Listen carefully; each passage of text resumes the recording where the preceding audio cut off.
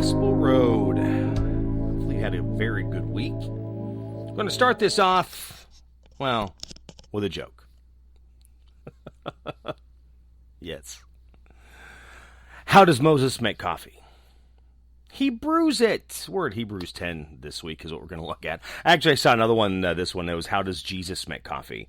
And it was the same thing. He brews it. Well, Hebrews 10 is what we're going to look at today. I hope you had a wonderful week.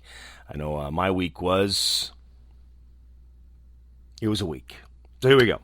Hebrews 10, it says, "For since the law has but a shadow of the good things to come instead of the true form of these realities, it can never, by these same sacrifices that are continually offered every year, make perfect those who draw near. Otherwise, would they not have ceased to be offered?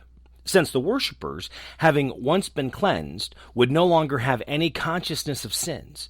But in these sacrifices there is a reminder of sins every year, for it is impossible for the blood of bulls and goats to take away sins. Consequently, when Christ came into the world, he said, 'Sacrifices and offerings you have not desired, but a body have you prepared for me. In burnt offerings and sin offerings you take no pleasure.' Then I said, 'Behold, I have come to do your will, O God, and it is written of me in the scroll of the book.' When he said above, 'You have neither desired nor taken pleasure in sacrifices and offerings and burnt offerings and sin offerings,' and of course these are offered according to the law. Now then he added, 'Behold, I have come to do your will.' He does away with the first in order to establish the second. And by that will, we have been sanctified through the offering of the body of Jesus Christ once for all. And every priest stands daily at his service, offering repeatedly the same sacrifices, which can never take away sins. But when Christ has offered for all time a single sacrifice for sins, he sat down at the right hand of God, waiting from that time until his enemies should be made a footstool for his feet.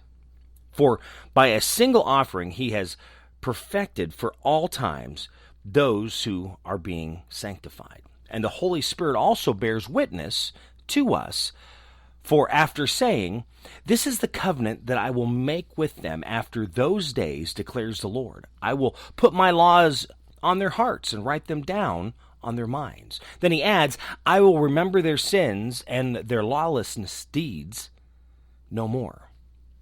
Where there is forgiveness of these, there is no longer any offering for sin. Therefore, brothers, since we have confidence to enter the holy places by the blood of Jesus, by the new and living way that he opened for us through the curtain that is through his flesh. And since we have a great priest over the house of God, let us draw near with a true heart, in full assurance of faith, with our hearts sprinkled clean from an evil conscience, and our bodies washed with pure water. Let us hold fast the confession of our hope without wavering. For he who promised is faithful, and let us consider how to stir up one another to love and good works, not neglecting to meet together, as it is the habit of some, but encouraging one another. And all the more as you see the day drawing near. For if we go on sinning deliberately, after receiving the knowledge of the truth, there no longer remains a sacrifice for sins, but a fearful expectation of judgment and a fury of fire that will consume the adversaries. Anyone who has set aside the law of Moses dies without mercy and on the evidence of 2 or 3 witnesses. How much more worse punishment do you think will be deserved by the one who has trampled underfoot the Son of God, and has profaned the blood of the covenant by which he was sanctified, and has outraged the Spirit of grace? For we know him who said, 'Vengeance is mine, I will repay.' And again, the Lord will judge his people. It is a fearing thing, a fearful thing, to fall into the hands of the living God. But recall the former days when, after you are enlightened, you endured a hard struggle with sufferings, sometimes being publicly exposed to reproach and affliction, and sometimes being partners with those so treated. For you had compassion on those in prison, and you joyfully accepted their plundering on your property, since you knew that you yourselves had a better possession and a abiding one. Therefore, do not throw away your confidence, which has a great reward, for you have need of endurance, so that when you have done the will of God, you may receive what is promised. For yet a little while, and the coming one will come and will not delay. But my righteous one shall live by faith, and if he shrinks back, my soul has no pleasure in him. But we are not of those who shrink back and are destroyed, but of those who have faith and preserve their souls. Hebrews 10. That is what we were looking through today. It says here towards the end to not throw away your confidence, because it has great reward. We have to have confidence in ourselves. We need that endurance to keep moving forward, to keep pressing on, no matter what is thrown at us, what obstacle is tossed in our way, which, I deal with that. I've been dealing with that we all have, I'm sure, our entire lives. I've had many obstacles thrown in front of me, and sometimes, I'll be honest, my confidence level is pretty much nil. And I'm sure obstacles have held me back, still do, but I do my best, trying. Or some say I'm trying. But we have to do our best to believe in ourselves. Have faith in ourselves that we can accomplish something, that we can do something. That we are doing the best we can. Many times, a lot of us, I know I can be a perfectionist at things that I do. And it takes me a while to get something done. I know others that are worse at it than I am, to be honest. But at that same time, what is it that is getting in your way? What is holding back that confidence, that belief in yourself? And maybe earlier on in Hebrews 10, it's talking about forgiveness, where someone has done something against you, or maybe you have done something against someone else, and you have not forgave yourself, or you have not forgiven them. And that's got a stronghold on you, and it's not able to let you keep moving forward, to do what it is that you need to do, to be that best person that you can be, to be that best manager, coworker, father, brother, son, grandfather, grandmother. Take your pick, fill in the blank. Because we're trying to be the best that we can be. But to do that, we have to do our best to live the best that we can be. Now, we're just talking about having confidence in yourself, but we're not talking too confident. Because how many times do you see that confidence really bubble in someone, and we end up calling it ego or pride? Because that is the complete opposite side that we need to be careful of. I know this past week for me has just been crazy. It was Pledge Week at the radio station, so long days every day trying to get that taken care of. And I know I mentioned last week about my mom having issues, at least I think I did, with breathing. Ended up in the hospital and then in rehabilitation. And then Thursday, we get the phone call that, no, sorry, insurance is done. She's coming home. And from what we know, which is not a lot, I believe she's coming home with home care because she's still on oxygen, though she's doing well, but we still need to get her off the oxygen because she wasn't on oxygen before. So I've been trying to figure that out, trying to get answers for that.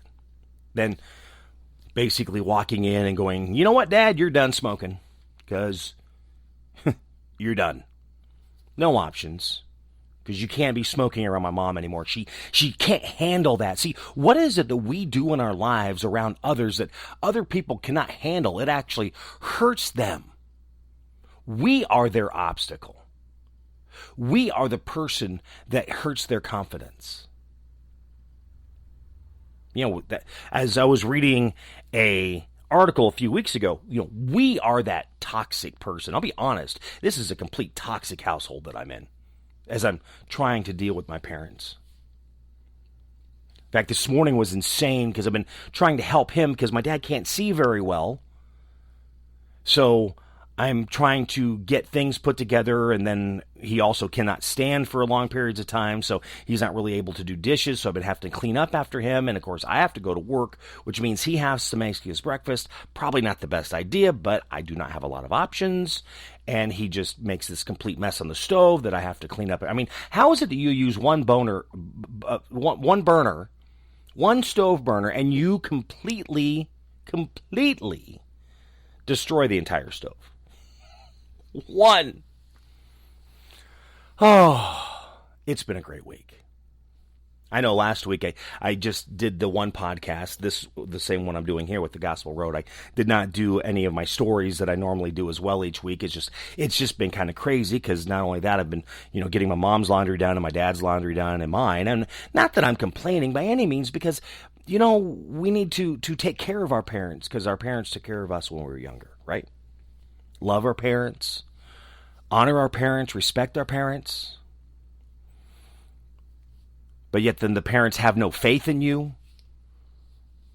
Yeah, I had an issue with my dad this morning because he's coming in and kind of getting a little lippy with me, telling me how to do something.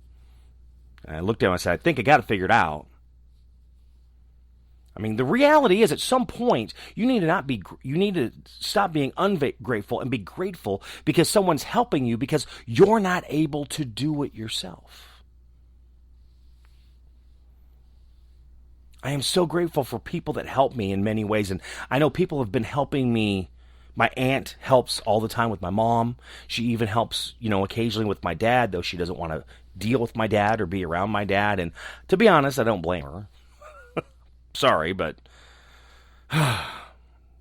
honest. I'm sure we all have that family member. But he's getting older. He doesn't want to admit that he's getting older, and he wants everything his way or no way. And at some point, you need to get out of your own way. How many times do we do that when someone tries to help us, we are very ungrateful for that. I had someone help me because my dad wants hash browns every day. And he tried to do that, which I might have shared this, I can't remember, but he tried to do that a couple weeks ago while my mom was still in the hospital, and then he ended up getting dizzy, so we know that that's not going to work because he was on his feet for too long. So then I had someone offer to make some for me, for him, for the next week. And they ended up getting the diced hash browns, the diced potatoes, rather than the shredded. So, of course, that was a debacle right there. I knew it was going to be. So then he just is like, Rrr! I did take lemons and make lemonade, though, because I figured out, you know what? We have a chopper. I can really get these really fine and pretty much turn them into what shredded would be. And then as I go to do that this morning, he starts yelling at me on how I'm doing it. He goes, I use this and put it on. I go, I understand. I go, I'm using this to do this. And he's like, no, that's not right. I go, I already measured it. This size is about the same as that size. Yeah. At one point, when it was all done, he's just griping and huffy. And I go, why can't you have faith in your son? I'm sure I will still have done it wrong this week because that's him. I remember my mom telling me, which is unfortunate, that she just cannot do anything right. And unfortunate with him, he's been that way his whole life. And I would love to say that he can't help it, but then that would be making an excuse. He can. You need to make the decision on if you're going to be a better person or not. You know, I am held accountable. Am I going to be a better person? Am I going to forgive someone because of a way they wronged me? Am I going to forgive myself because of a way that I wronged someone else? I have done so many bad things, wrong things. Fill in the word. I feel complete garbage about it. I think I forgave myself. I told myself, but then it still just kind of eats at me. I try to say stop, but then it comes back. It's that little voice of reminder. You know, those of us growing up in church, we call it Satan, telling you how bad you are, which then destroys that confidence. Again, we have to have that confidence in ourselves that we're able to do something, we're able to be better, we're able to make that choice to do something in our lives. How well are you able to do that? It is a really interesting question. At the same time, we also have to look at how we are willing to hold ourselves accountable. Many people are not. I know people at work that I deal with that they do not like to be held accountable. In fact, if they are, they throw a fit. You can't do that. If you fail, you fail. If you make a mistake, you make a mistake. It happens. We're not perfect. Because when you do that, you get back up and you figure out what it is that you've done and how you can do that better. Or why did you not meet as many people this week as you were supposed to? And when you're in sales, you have those accountability pieces that you have to make so many calls, you have to meet so many people. Why didn't you get it done? So many emails. Why didn't you get it done? Just procrastinating, just lazy? Was it too many to get to in that week? You had a family emergency that really kind of put a kibosh on things that you were able to do because it really had a time suck there, which can happen. But you have to be held accountable. You have to hold yourself accountable. And sometimes things are not going to be perfect when someone is helping you. And you have to have the confidence that they're going to do the best that they can. And be happy that they're willing to help you with what it is that you need to have done, rather than tear it apart, rip it down. I'll be honest, I'm probably not going to get the other podcast done this week either, so it'll just be the Gospel Road here. Hopefully here in a couple weeks I can get certain things back on track. Next week I know I have a wedding, so it's going to be another busy weekend. So with my mom coming back, and then, of course, I agreed to this wedding before this happened with my mom, and I was going to try and share it with another DJ that I know, and he's already booked for that night, so I'm going, well, what do I do? So I'm kind of in it now. I'll be honest, it's kind of stressing me out. Weddings normally stress me out anyway. This past week stressed me out. I do the best I can. Take a breath. You know, I was reading something. Oh, actually, I saw a video about this. And then I saw a writing about it, a post. And as I think it through, I think I've heard this before, but it was a great reminder that when you read back into Hebrew, you know, they called Jesus Yahweh. We spell it Yawah.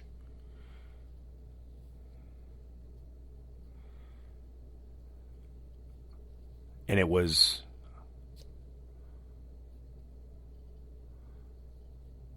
but they didn't have the vowels in it. Of course, I'm kind of messing this up a little bit, at least with the spelling. But they were describing Yahweh, of the reason why it was created, made, why that was his name, because it was like a breath. See, this was something very encouraging to me. So doing the Yah, that was the inhale.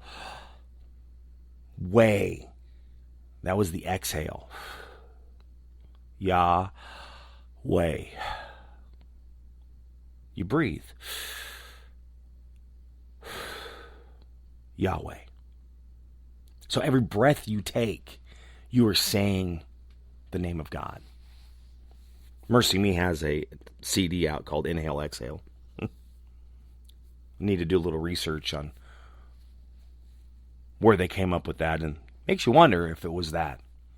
But that's one of those things that means just breathing throughout the day. I am giving praise, worship to God, saying his name. I'm saying Yahweh.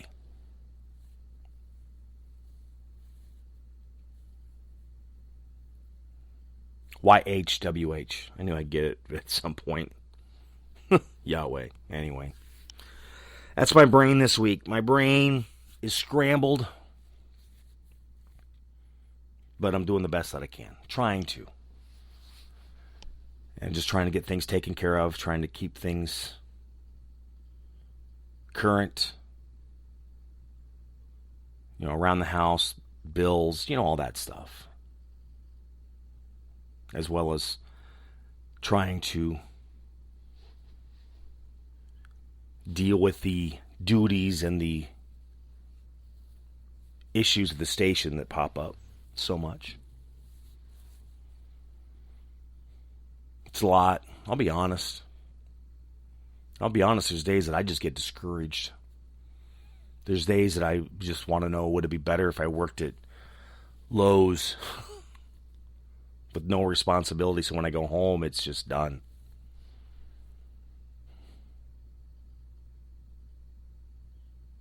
Then I have the thoughts that, because I have friends that say, you don't deserve this, but, I'm doing the best I can.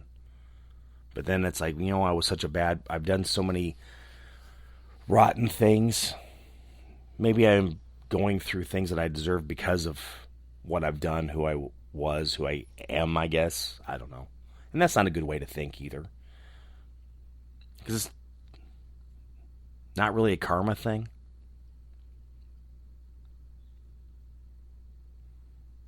I don't know. It's hard. It's hard to deal with many things, to deal with life every day. Especially when you just feel that you're being piled on and you're being overwhelmed on a daily basis. All I have to remember is saying I'm doing the best I can. All I can do is lean on God. Again, those of you that have been listening to me for many years, I've been doing this for a while, know my thoughts, my beliefs. And I'm not doing this to push that on anyone. It really is that encouragement that we need to be better. We need to help others be better. We need to help them be the best that they can be, because that's our job, is to really encourage, to exhort, to lift up one another, to be that best person. Being better today than we were yesterday, being better tomorrow than we are today. Having that confidence that we can believe in ourselves, that faith in ourselves, that we can do something that is asked of us, or do something that it's like, I have this idea, I'm able to do that. To be able to forgive one another. To forgive ourselves. Again, we trip, we fall, we fail, but the catch is, do you stay down or do you get right back up? If somebody else falls, do you kick them while they're down and keep them down, or do you help them get back up? I haven't shared this for a while, but I remember hearing this. Billy Graham shared a lot. I know it comes from a particular saint that said this years. I mean, we're talking hundreds of years ago. I can't remember exactly who. But it's, that belief in God, that belief in Jesus Christ, the belief in heaven. And again, we're here to encourage one another to be better people, to be the best that we can be. And they're talking about asking Jesus to be your Savior, asking Jesus into your heart, becoming born again. And they said to ask Jesus in your heart, is it right, is it wrong? Because now you're trying to be a better person. So at the end, maybe it's wrong. Maybe there is no heaven and hell. But what did you lose? You became a better person because you really try to be that best person that you can be and help others be the best that they can be. But what if that pivotal decision is correct? Being born again, asking Jesus into your heart to be a Christian. And there is a heaven and a hell. And you didn't make that decision. And you end up in hell and not heaven. Really is a simple question. It's something to think about. What have you lost? There's a possibility you could lose everything. There's a possibility you could have lost nothing, but just lived a better life. What if? What if? Hebrews 10 is what I shared with you today, and as I always do every week, is I encourage you to really read that for yourself. And how can it help you be that better person, to be that better human being in family, professionally, in whatever way that you live every day? How can it help you? As always, I'm always appreciative for those that listen to the Gospel Road. Again, I started this many years ago. Probably talking 14 almost, because I think it was around 2008 that I started doing these. Kind of changed things. I started on Podbean, and then I've moved over to Spreaker, and now it's on many different platforms like Spotify and iHeartRadio.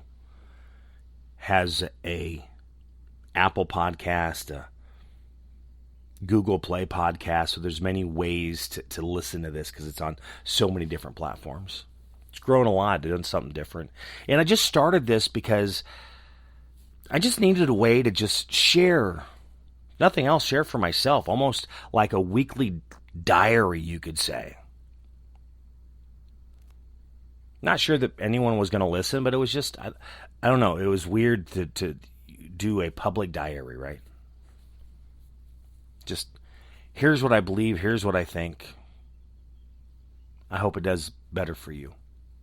I've had my ups and downs. I've had some really good times. I had some strong listeners, and I mean, now I'm, not where I used to be, but then I didn't do it for a while because life got in the way. Remember that whole thing of letting things happen to get in, but then holding yourselves accountable?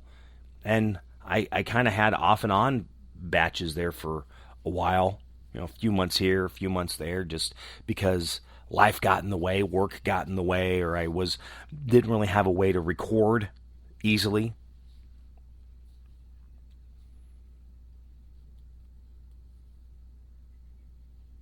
Of course, the pandemic happened and kind of threw me back on track to where I'm getting it done a little better. But I appreciate it. I appreciate all of you that do listen. Thank you so much.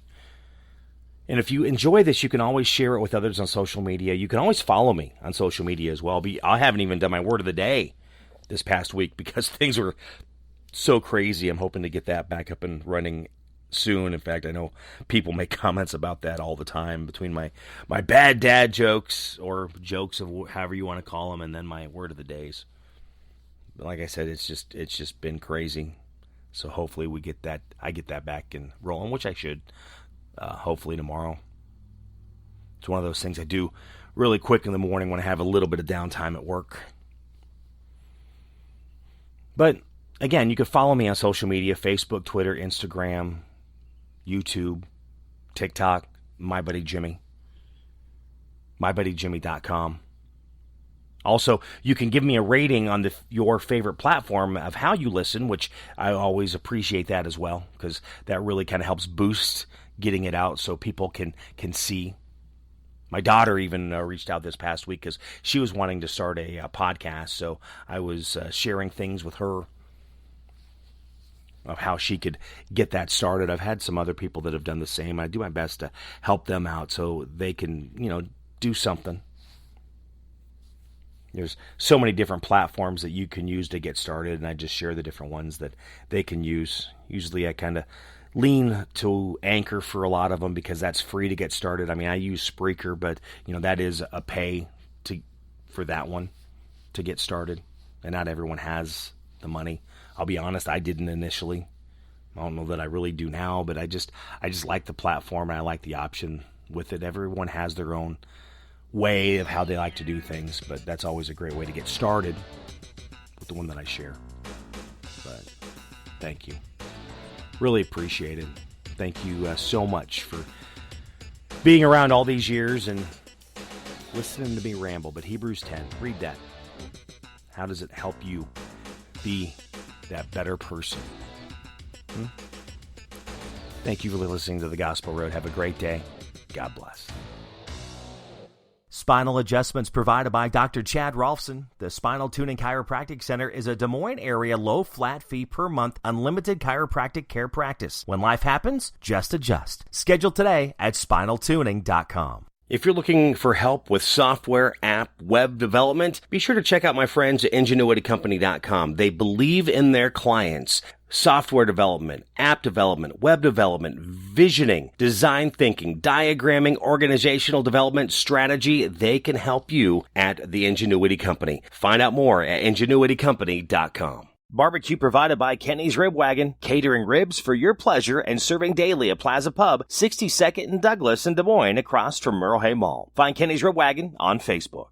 The Jimmy Olsen Radio Network.